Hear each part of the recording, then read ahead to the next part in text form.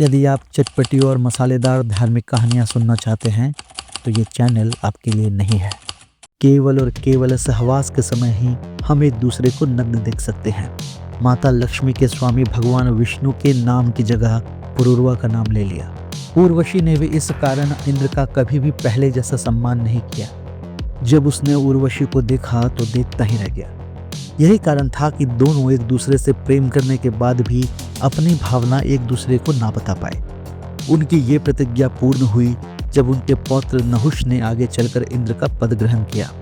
दैववश उस समय पुरूरवा निर्वस्त्र थे, क्योंकि उन्हें स्त्री तथा पुरुष दोनों माना जाता है। तो मैं उसी समय आपको छोड़कर वापस लौट जाऊंगी। उर्वशी के लिए तो यह श्राप जैसे वरदान साबित हुआ, जिससे उन्हें गुरु पत्नीगामी होने का पातक भी लगा और उर्वशी ने पुरूरवा को निर्वस्त्र देख लिया। नमस्कार मित्रों, मैं नीलाभ एक बार फिर से धर्म संसार पर आप सभी का स्वागत करता हूँ। ब्रह्मापुत्र मनु के एक पुत्र हुए जिनका नाम था इला। इला अद्भुत थे क्योंकि उन्हें स्त्री तथा पुरुष दोनों माना जाता है।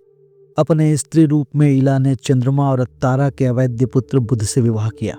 बुध को अवैध इसलिए माना जाता है क्योंकि तारा वास्तव में देवगुरु बृहस्पति की पत्नी थी और चंद्रमा ने अपने गुरु की पत्नी से संसर्ग किया, जिससे उन्हें गुरु पत्नीगामी होने का पातक भी लगा। बुध और इला के पुत्र हुए पुरूरवा, जिन्हें पुरु वंश का जनक माना जाता है। पुरूरवा के पुत्र हुए आयु, आयु के पुत्र हुए नहुष और नहुष के पुत्र हुए चक्रवर्ती सम्राट ययाति। ययाति के पुत्रों से ही आगे सभी राजवंश चले। संपूर्ण कुरुवंश के बारे में हमने एक वीडियो पहले ही प्रकाशित कर रखा है, जिसका लिंक हम डिस्क्रिप्शन में दे रहे हैं। यदि आपकी इच्छा हो तो उसे वहां जाकर देख सकते हैं। पुरूरवा ने देवराज की सर्वश्रेष्ठ अप्सरा उर्वशी से विवाह किया। इस तरह उर्वशी पुरुवंश की राजमाता बनी। इसी का वर्णन करते हुए शताब्दियों बाद पांडुपुत्र अर्जुन उर्वशी के प्रणय याचना को ये कहते हुए ठुकरा देते हैं कि वे उनके पूर्वज पुरूरवा की पत्नी थी और इसी कारण उनके लिए वे माता के समान है। अर्जुन द्वारा इस प्रकार तिरस्कृत और अपमानित होने पर उर्वशी उन्हें नपुंसक हो जाने का श्राप दे देती है। हालांकि बाद में ये श्राप अर्जुन के काम में ही आता है जब उन्हें अज्ञातवास बिताना होता है। पुरूरवा और उर्वशी की कथा तब आरंभ होती है जब एक बार उर्वशी देवराज इंद्र की आज्ञा लेकर धरती की यात्रा पर आई। उसे पृथ्वी का वातावरण इतना मोहक लगा कि वो कुछ काल तक वहीं पर रुक गई। एक दिन वो वन में विचरण कर रही थी, तभी वहां एक राक्षस आ गया।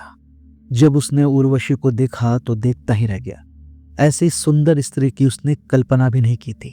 उसने पहले उर्वशी से प्रणय याचना की, किंतु उस राक्षस का भयानक मुख देखकर उर्वशी वहां से भाग निकली।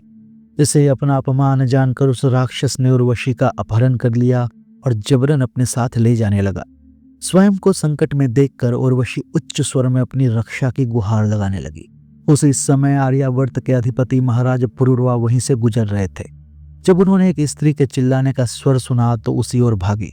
आगे जाकर उन्होंने देखा कि एक राक्षस एक स्त्री का अपहरण कर उसे अपने साथ ले जा रहा है। वे क्षत्रिय थे, उस पर से राजा, सो प्रजा की रक्षा करना उनका धर्म था। उन्होंने उस राक्षस को रोका और उर्वशी को स्वतंत्र करने को कहा, किंतु जब राक्षस नहीं माना तो दोनों में भयानक युद्ध हुआ और राक्षस पुरूरवा के सामर्थ्य को पार नहीं कर पाया और अंततः उस युद्ध में पुरूरवा ने उस राक्षस का वध कर दिया। इसके बाद पुरूरवा ने वहीं अचेत पड़ी उर्वशी को उठाया। एक पर पुरुष का स्पर्श पाकर उर्वशी की चेतना लौटी।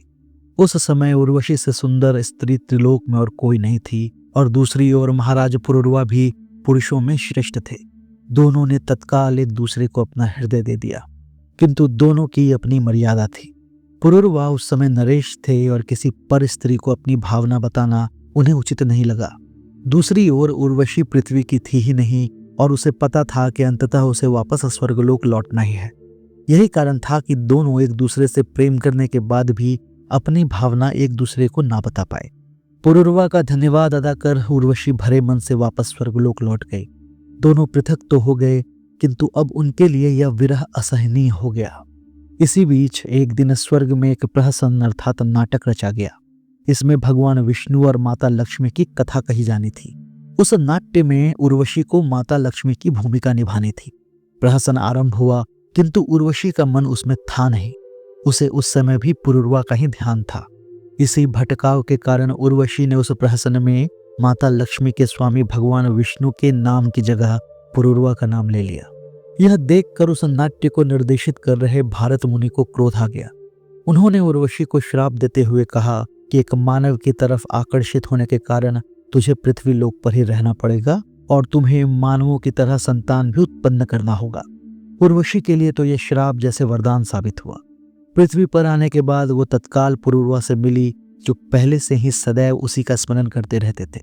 जब पुरुरवा को उर्वशी के श्राप के विषय में पता चला तो उनकी प्रसन्नता का ठिकाना न रहा। विवाह करने से पूर्व उर्वशी ने पुरुरवा से कहा कि उसकी 3 शर्तें हैं। यदि पुरुरवा उन्हें ये वचन देंगे कि वे उनकी 3 शर्तों को मानेंगे, तभी उन दोनों का विवाह संभव है। महाराज पुरुरवा तो किसी भी स्थिति में उर्वशी से विवाह करना चाहते थे, इसीलिए उन्होंने कहा कि जो कोई भी शर्त वो रखना चाहती है वो रख सकती है। उनसे आश्वासन मिलने के बाद उर्वशी ने कहा कि मेरी पहली शर्त यह है कि मेरे पास 2 बकरियां हैं जो मुझे अत्यंत प्रिय है। आपको सदैव मेरे साथ साथ इनकी भी रक्षा करनी होगी। मेरी दूसरी शर्त यह है कि मैं सदैव घी का ही सेवन करूंगी। मेरी तीसरी और अंतिम शर्त यह है कि केवल और केवल सहवास के समय ही हम एक दूसरे को नग्न देख सकते हैं। इसके अतिरिक्त आप मेरे समक्ष कभी भी किसी भी परिस्थिति में नग्न ना आए। महाराज पुरुरवा ने उनकी इस तीनों शर्तों को मान लिया। फिर उर्वशी ने कहा कि हे महाराज, यदि आपने इनमें से कोई एक भी शर्त तोड़ दी तो मैं उसी समय आपको छोड़कर वापस लौट जाऊंगी। ये सुनकर पुरुरवा ने उसे आश्वासन दिया कि वे उनकी इस तीनों शर्तों का सदैव ध्यान रखेंगे। इसके बाद दोनों ने विधिवत रूप से विवाह कर लिया। दोनों जो चाहते थे वो उन्हें मिला और दोनों सुखपूर्वक जीवन बिताने लगे। महाराज पुरुरवा सदैव उर्वशी की उन 3 बातों का ध्यान रखते थे और उर्वशी भी उन्हें सदैव हर प्रकार से संतुष्ट रखती थी। उधर स्वर्गलोक का बुरा हाल था। जब उर्वशी को श्राप मिला तो इंद्र ने यह सोचकर कुछ नहीं कहा कि उर्वशी कुछ काल में ही पृथ्वी लोक में रहते रहते परेशान हो जाएगी और वापस स्वर्ग लौट जाएगी।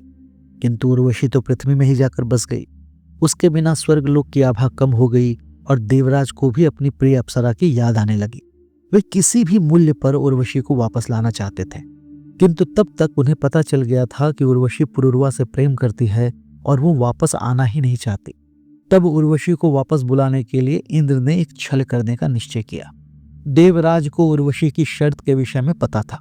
उन्होंने गंधर्वों को ये कार्य करने की आज्ञा दी।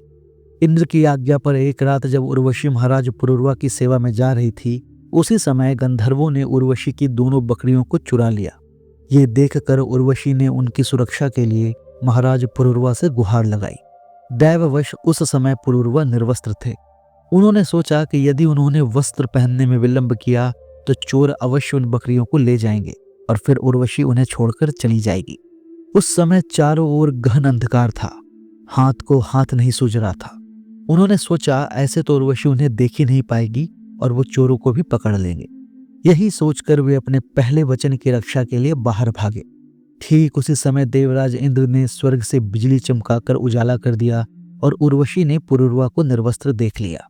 इससे उर्वशी की शर्त टूट गई और उर्वशी वापस स्वर्गलोक जाने के लिए तैयार हुई। जाते जाते उर्वशी अपने ज्येष्ठ पुत्र आयु को भी अपने साथ ले गई, किंतु बाद में उसने कुरुक्षेत्र में पुरुरवा को उनका पुत्र सौंप दिया। दोनों अलग तो हो गए, किंतु अलग होने के बाद भी दोनों का प्रेम कम नहीं हुआ। वे दोनों उसके बाद एक साथ तो नहीं रह सकते थे, किंतु बाद में भी उर्वशी कई घटनाक्रम की वजह से पृथ्वी पर आती रही और पुरुरवा से मिलती रही। इस कारण बाद में भी उन दोनों के कई पुत्र हुए।